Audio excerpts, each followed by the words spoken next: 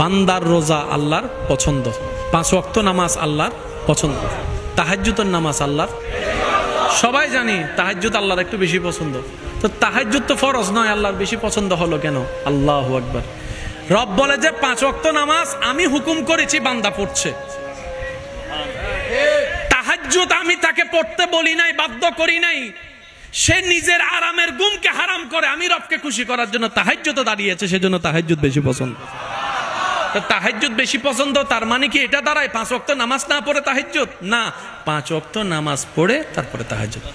তবে আমি আবদার করব, ওই যে আমার ভালোবাসার মানুষ কিছু আছে, তাদেরকে আল্লাহর ওয়াস্তে যাই করবেন, নামাজ পড়েন, জিকির করেন, তাসবিহ ধরেন, এটা পাবো, ওইটা পাবো, ওইটা পাই নাই, ওইটা পাই নাই, এই হিসাব করেন না। আপনি শুধু বলবেন, রব তুমি দয়া করেছো, তোমার সামনে দাঁড়ানোর তৌফিক হয়েছে। না হলে আমার মতো গুনাহগার মানুষ তোমার দরবারে দাঁড়ানোর ক্ষমতা, আমার সারা শরীরে যে পরিমাণ গুনাহ লেগেছে, 1000 বার ওযু করলো আমি পবিত্র হব না। এটা তোমার দয়া আছে বলে আমি এখানে দাঁড়াতে পেরেছি।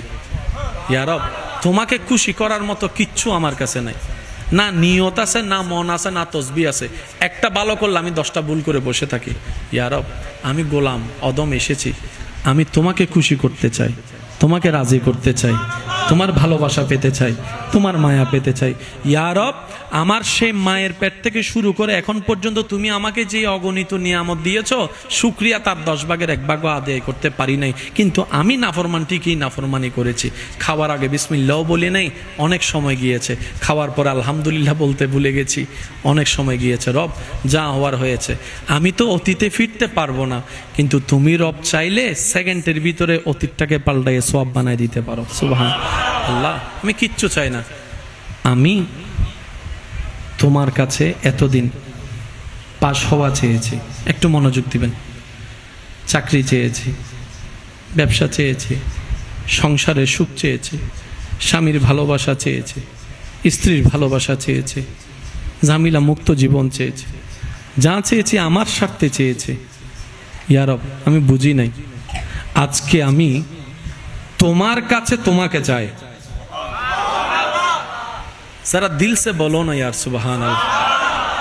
আল্লাহ, আজকে আমি তোমার কাছে তোমাকে চাই, কারণ আমি এতদিন অবুঝ ছিলাম, দুনিয়া চেয়েছি।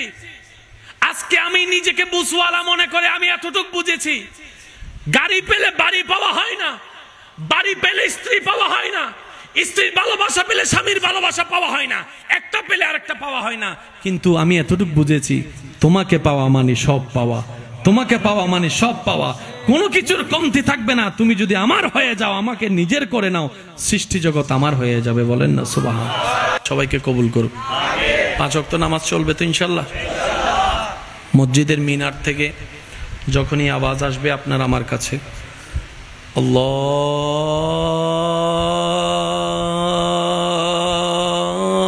আল্লাহু আকবার, আল্লাহু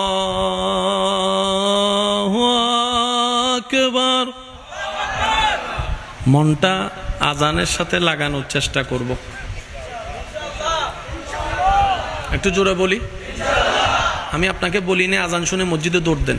যাদের 5 ওয়াক্ত নামাজের সাথে সম্পর্ক নেই তাদেরকে বলছি, আগে আজানের সাথে দিলের কানেকশনটা একটু লাগান। প্রথম 3 দিন 5 দিন 4 দিন একটু লাগান, আজানটা শুনেন মনোযোগ দিয়ে, উত্তরটা দিয়েন।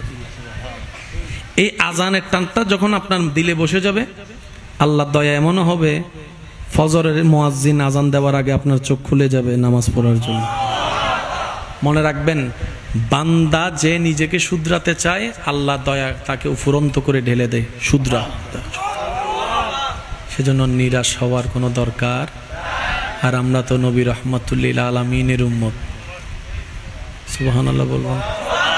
আমি বলি, ছিলাম আমরা জিরো, আল্লাহ দয়া করে বানিয়ে দিয়েছেন আমাকে, আপনাকে, সবাইকে হিরো। আজকে আপনি আমি এক একটা ডায়মন্ড, যারা নবী রহমাতুল্লিল আলামিনের উম্মত। অনেকে রব খুঁজে পায় না, আমি তাদেরকে শ্রদ্ধার সাথে বলি, ভাই ঝগড়া টগড়া তো আসলে সমাধান দেয় না। তবে আবদার করে একটা কথা বলি, রব খোঁজার জন্য আপনাকে কোথাও যেতে হবে না, আপনি আয়নার সামনে নিজেকে দাঁড় করান। সুবহানাল্লাহ বলি ভাই, যার যত শক্তি আছে একবার বলি সুবহানাল্লাহ। আপনি আয়নার সামনে নিজেকে দাঁড়িয়ে একটু কল্পনা করে দেখেন এমন সৃষ্টি কোনো সৃষ্টির পক্ষে কি করা সম্ভব কিনা। আপনি নিজে একটু গবেষণা করে দেখবেন। আপনার ঈমান, আপনার মন বলতে বাধ্য হবে একজন স্রষ্টা আছে যিনি সব কিছুকে সৃষ্টি করেছেন। চিৎকার দিয়ে বলেন সুবহান। ওই স্রষ্টার নাম আওয়াজ দিয়ে বলেন তো, আমাদের ওই স্রষ্টার নাম কি? এই তো মাশাআল্লাহ, আরো জোরে বলেন কি? মন উজাড় করে বলেন আমাদের স্রষ্টার নাম কি? আল্লাহ। আল্লাহ তাআলা গাছ বানিয়েছেন। যতগুলা মানুষ এখানে নিঃশ্বাস নিচ্ছেন, কোত্থেকে নিচ্ছেন? একটু জোরে দিতে আওয়াজ। গাছ থেকে যেটা নিচ্ছেন সেটার নাম হচ্ছে অক্সিজেন। অক্সিজেন। যেটা ফেলছেন এটা কি? Carbon die. আমি শুনি না কার্বন ডাই। অক্সিজেনটা ফ্রেশ, কিন্তু কার্বন ডাই অক্সাইডটা তো বিষ। এতগুলা মানুষ যে নিঃশ্বাস ফেলতেছেন, একজনের কার্বন ডাই অক্সাইড আরেকজনে নেওয়া শুরু করলে তো বিষে সবাই মারা যাওয়ার কথা। একটু জোরে বলেন না। গাড়িতে যদি গ্লাস বন্ধ করে 5টা মিনিট বসে থাকেন, দেখবেন গাড়ির গ্লাসটা একটু কুয়াশা কুয়াশা হয়ে যাবে। কার্বন ডাই অক্সাইড এত মারাত্মক জিনিস, কিন্তু রব্বুল আলামিন রহমানুর রহিম কত দয়াবান আমাদের প্রতি। আল্লাহু আকবার। আল্লাহ তাআলা আমাদেরকে নিঃশ্বাস নেওয়ার জন্য গাছের ব্যবস্থা করে দিয়েছেন। গাছ, আমি আল্লাহ তোমাকে সৃষ্টি করেছি আমার প্রাণী জগৎকে অক্সিজেন সাপ্লাই দেওয়ার জন্য। সুবহানাল্লাহ। অক্সিজেন তুমি সাপ্লাই দিতে থাকবা। এবার গাছ জিজ্ঞেস করে আল্লাহ কতক্ষণ দিব? রব বলে যে 24 ঘন্টা দিবা। আল্লাহ কোথায় কোথায় দিব? আমি গাছ তো এক জায়গায় দাঁড়ায় থাকবো, তোমার বান্দা কখন রাস্তায় থাকবে, কতক্ষণ বাড়িতে থাকবে, কতক্ষণ ছাদে থাকবে, কতক্ষণ গাড়িতে থাকবে, কতক্ষণ ব্যবসায় থাকবে, কতক্ষণ চাকরিতে থাকবে, কতক্ষণ বেডরুমের মধ্যে থাকবে, দরজা জানালা বন্ধ করে এসি চলাই ঘুমাবে। আমি তো ওখানে থাকবো না। রব বলে যে ওই টেনশন তোমার করার দরকার নাই। তুমি যেখানে দাঁড়ায় থাকবা সেখান থেকে অক্সিজেন সাপ্লাইয়ের ব্যবস্থা আমি আল্লাহ করে দিব। আমি আল্লাহ করে দিব। সুবহানাল্লাহ বলি না? আমি আল্লাহ করে দিব। ওই টেনশন তোমার করার দরকার নাই। এবার প্রত্যেকটা মানুষ বাঁচার জন্য নিঃশ্বাস নেওয়া যেমন দরকার, নিঃশ্বাস ফেলাও দরকার। আমি যুবক ভাইদের একটু মনোযোগ চাচ্ছি, আল্লাহর ওয়াস্তে শ্রদ্ধার সাথে একটু মনোযোগ দিয়ে শ্রবণ করবেন। প্রত্যেকটা মানুষের, সেটা অহংকারী হোক, নিরহংকারী হোক, কোটিপতি হোক, গরিব হোক, সবারই বেঁচে থাকার জন্য নিঃশ্বাসের দরকার। একটু রিপ্লেটা বড় হবে, নিঃশ্বাসের দরকার।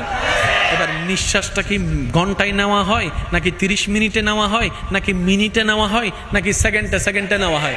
এবার সেকেন্ডে আপনি নিঃশ্বাস নিয়েও যদি না ফেলেন আরেক ঝামেলা, ফেলার পরে নিতে না পারলে আরেক ঝামেলা। এবার আপনার নেওয়া লাগছে অক্সিজেন, গাছে সেই অক্সিজেন আপনাকে পৌঁছায় দিচ্ছে রবের দয়ায়। এবার আপনি যে আপনার কার্বন ডাই অক্সাইডটা ফেলেছেন, যে ফেলার পরে কার্বন ডাই অক্সাইডের বিষটা ছড়িয়ে পড়ছে, রব্বুল আলামিন দয়া করে সেটা আর ডাইনে বামে যেতে না দিয়ে উপরের দিকে তুলে নিচ্ছেন, উপরের দিকে তুলে নিচ্ছেন। সুবহানাল্লাহ। এবার রব্বুল আলামিন গাছকে বলে, গাছ, কার্বন ডাই অক্সাইড যদি জমতে থাকে পৃথিবী ধ্বংস হয়ে যাবে। গাছে বলে যে ইয়া রব, তাহলে আমি কি করব?